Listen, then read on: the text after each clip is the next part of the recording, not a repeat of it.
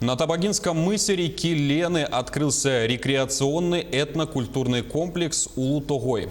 По словам создателей проекта, именно на этом месте когда-то встретились легендарные прародители народа Саха, а именно Амагой-бай и Элей-Ботур. На базе комплекса планируют построить туристические объекты, музеи страха, холода и времени, а также мифологии Саха, древние письмена и недра Якутии. На сегодняшний день в этнокомплексе уже можно побывать в резиденции Тымны Тайона, властелина холода, и увидеть камни Элея и Амагоя. Также на территории Улу-Тогой планируют возвести так называемую ось времени в виде гигантских солнечных часов. По словам специалистов, постройка арт-объекта будет реализована к марту следующего года.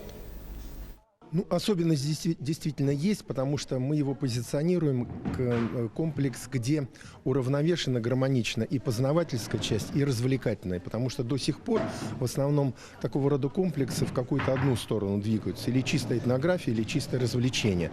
Мы хотим сделать комплекс, где бы приезжающие сюда семьи, бабушка, дедушка, родители, внуки, дети, каждый бы находил что-то интересное для себя.